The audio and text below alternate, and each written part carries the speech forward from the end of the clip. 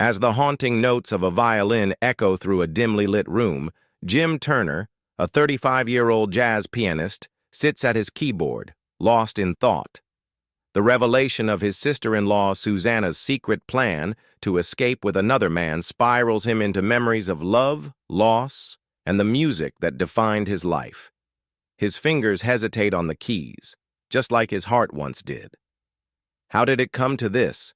He wonders aloud, as we dive into the story of a man torn between loyalty, ambition, and the echoes of a violinist named Jane. It was an ordinary Tuesday evening when Jim Turner found himself seated at the dinner table, pushing his food around the plate while his wife, Clara, fixed him with one of her no-nonsense gazes.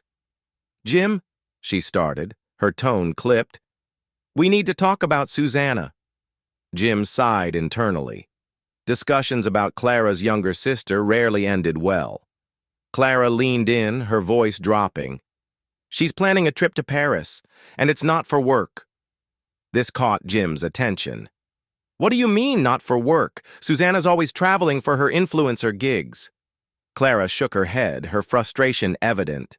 "She's going with a man, Jim, a man, and it's not Eric." Eric was Susanna's husband, a quiet, steady man who always seemed to fade into the background in her larger-than-life world. Jim didn't know him well, but the idea of Susanna doing something like this, throwing away her marriage for a mysterious trip, felt heavy. "She told you this?" Jim asked cautiously. "Not exactly," Clara admitted, "but I can tell. The way she's acting, the vague Instagram posts, it's all adding up." Jim wasn't sure what to say. He had learned long ago to pick his battles when it came to Clara's family. "Look," he said finally, "it's her life. Maybe she's just figuring things out." But even as he said it, Jim felt a familiar knot forming in his stomach. This wasn't just about Susanna. It reminded him of another time, another woman, and a different kind of heartbreak.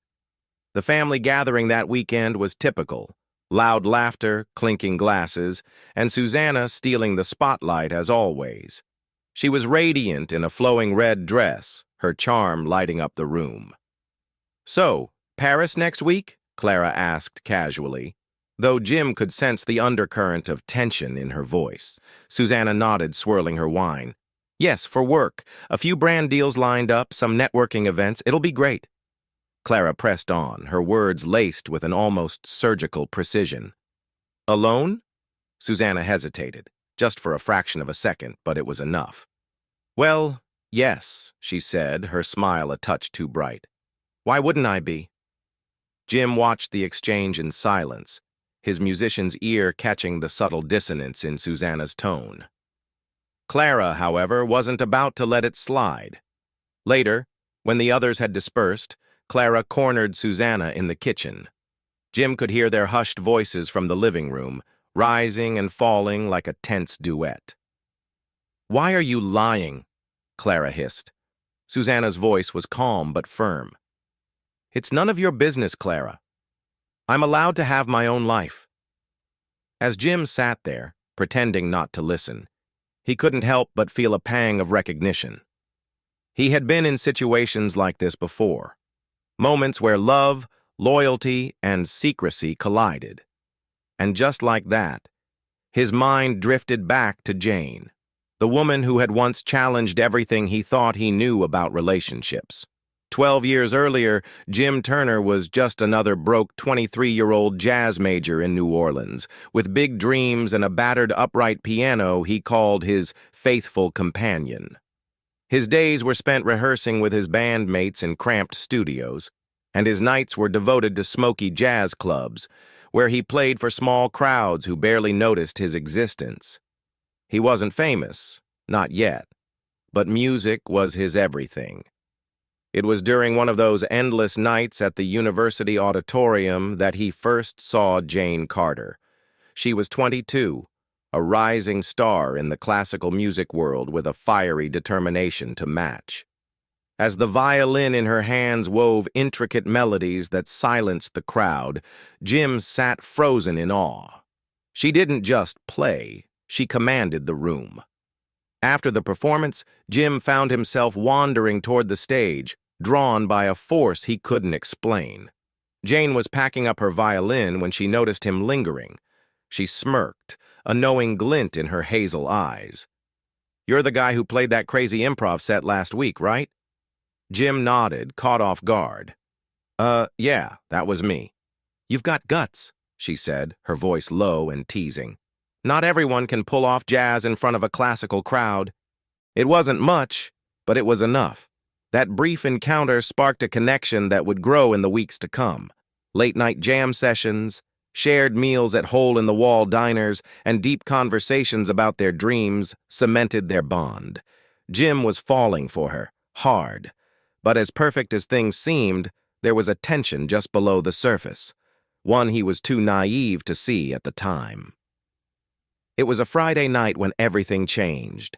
One of the university's music professors had hosted a performance party, a gathering of students, faculty, and patrons of the arts.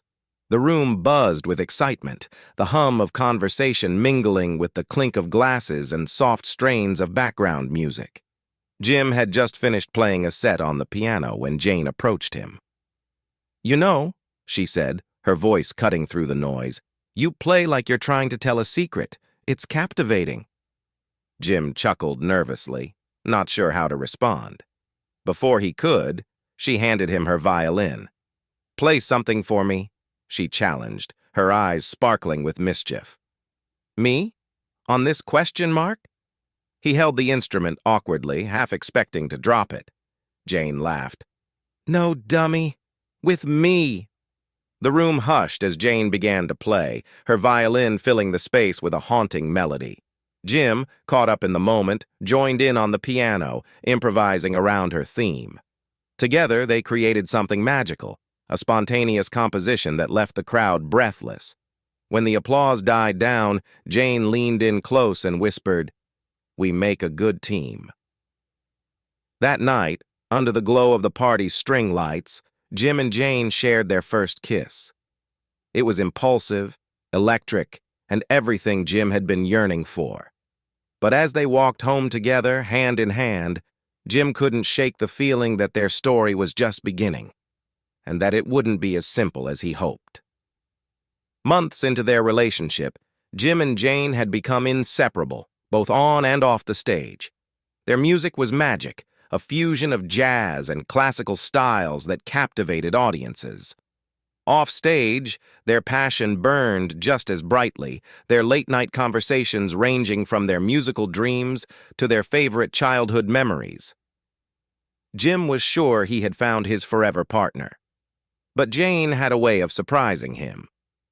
One night, as they lounged on the steps of a local jazz club after a performance, she turned to him with a serious expression.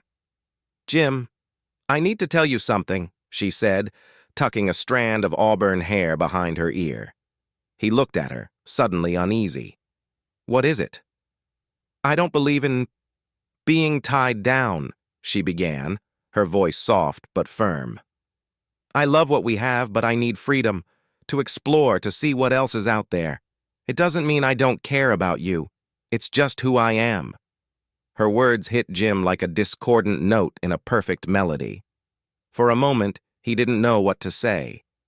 "So, what does that mean for us?" he asked, his voice barely above a whisper. Jane sighed, her gaze fixed on the horizon. "It means I want us to stay together, but I don't want to limit either of us. If you meet someone who inspires you, I don't want you to hold back, and I hope you'll give me the same freedom." Jim's chest tightened. He loved her fiercely, but the thought of sharing her, or losing her, shattered the foundation of their relationship. That night, he lay awake, grappling with Jane's request. It wasn't jealousy that gnawed at him. It was the fear of losing her to the very freedom she craved. Jane's desire for an open relationship didn't just hurt Jim emotionally, it struck at the core of his ego. For years, he had prided himself on being the steady, talented, dependable one in their partnership. Jane's request made him question everything. In the days that followed, he threw himself into his music, using the piano to vent his frustration. The notes were raw, filled with anger, confusion, and sadness. But even as his fingers moved across the keys, he couldn't escape the doubts that consumed him. Am I not enough for her? He wondered aloud one evening, his voice echoing in the empty rehearsal room. His bandmate, a blunt but well-meaning bassist named Phil, gave him a skeptical look. "Man, this isn't about you," Phil said, leaning against his upright bass. "Jane's got her own demons. You can't fix that." But Jim wasn't so sure. To him, it felt like a failure, like he wasn't the partner Jane needed, no matter how hard he tried. Their once perfect harmony began to unravel. Rehearsals turned into arguments, their music losing the spark that had once set it apart. Jane seemed increasingly distant, her mind elsewhere even when they were together. And Jim, despite his best efforts, couldn't shake the growing resentment in his heart. Eventually, the tension became too much to bear. One night, after a particularly heated argument, Jane walked out, leaving Jim alone in the apartment they had shared. As the door clicked shut, Jim sat at the piano, his hands trembling over the keys. For the first time in years, he couldn't bring himself to play. Jim's life felt like a shattered symphony after Jane walked out. For weeks, the emptiness in his apartment was mirrored by the silence in his soul. He tried playing, but the piano keys felt cold under his fingers, their once familiar melodies now hollow. He questioned whether he even wanted to continue as a musician. That's when he met Monique Johnson. She was a vocalist, a powerhouse with a voice that could command attention in any room. Jim first saw her at an open mic night, where she captivated the crowd with a soulful rendition of an old Billie Holiday classic. Something about her presence was magnetic. She had an energy that seemed to dare the world to underestimate her. After her set, Jim approached her. "That was incredible," he said, his voice tinged with admiration and a touch of desperation. "Thanks," Monique replied, flashing a confident smile. "You play?" "I try," Jim said, smiling for what felt like the first time in weeks. Monique raised an eyebrow. "Well, don't just stand there. Let's see what you've got." That night, they improvised together on stage, creating a raw, unpolished sound that was electric. For the first time since Jane, Jim felt alive. Monique wasn't just talented, she was fearless, pushing him to experiment and take risks he'd never considered before. Over time, their partnership grew. Monique became more than just a collaborator. She was a friend and a reminder that life didn't end with heartbreak. Together, they formed a new band, blending jazz and soul in a way that felt fresh and exciting. While Jim's memories of Jane still lingered, working with Monique reminded him that the music was bigger than his pain. It was a way to heal, to connect, and to rebuild. Months later, Jim was performing at a local jazz festival when he saw her. Jane. She stood near the back of the crowd, her familiar figure cloaked in the soft glow of the stage lights. His heart skipped a beat, a mix of emotions flooding him all at once. Anger, longing, and something he couldn't quite name. Monique was mid-solo when Jim's gaze locked with Jane's. For a moment he faltered, hitting a wrong note on the piano.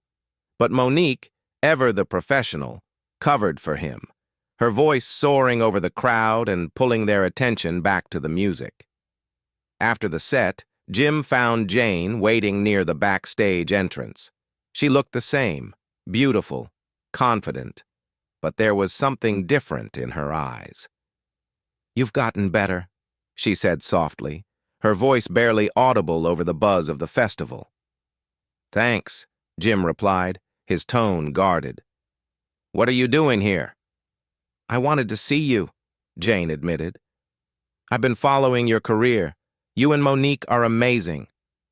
Her words were kind, but they didn't erase the pain of the past. "Why now, Jane?" Jim asked, his voice steady but tinged with hurt. "Why come back after all this time?" Jane hesitated, as if searching for the right words. "I don't know. she said finally. "I guess I just wanted to see if we could talk." The conversation was brief, filled with unspoken regrets and lingering questions. Jim realized that while part of him would always care for Jane, he had moved on. The person standing before her now wasn't the same man she had left behind.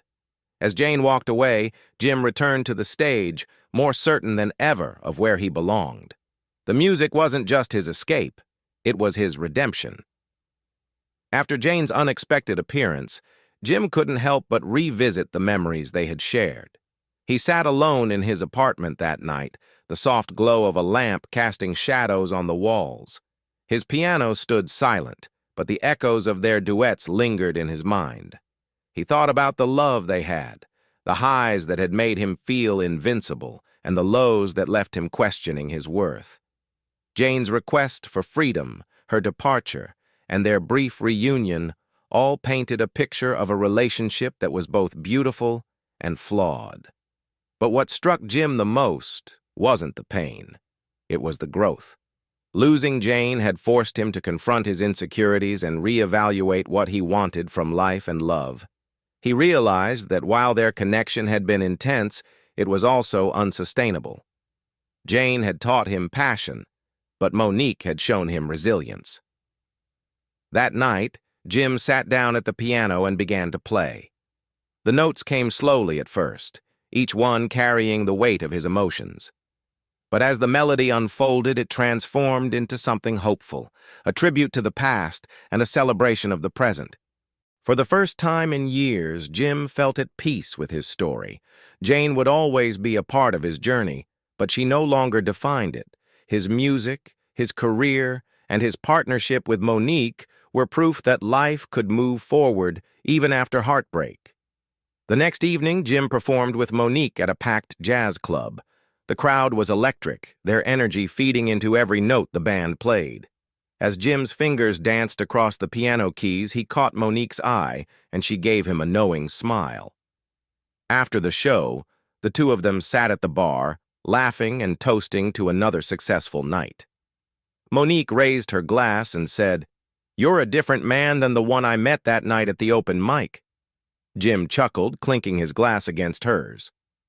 "Yeah, I guess I am, and I've got you to thank for a lot of that." Monique shook her head. "No, you did the work, Jim.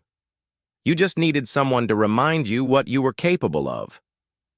As Jim walked home that night, the sounds of the city buzzing around him, he felt a deep sense of gratitude. His journey hadn't been easy. There had been love and loss, triumph and failure. But through it all, he had found his way back to the music. He thought about Jane one last time, a bittersweet smile crossing his face. She had been the spark that lit the fire, but it was Monique who kept it burning. Standing on the balcony of his apartment, Jim looked out over the city and whispered to himself, "The music never stops." Thank you for joining me on this journey through Jim's story. If you enjoyed this video, don't forget to like, share, and comment your thoughts below. And of course, hit that subscribe button for more stories that hit all the right notes. See you next time.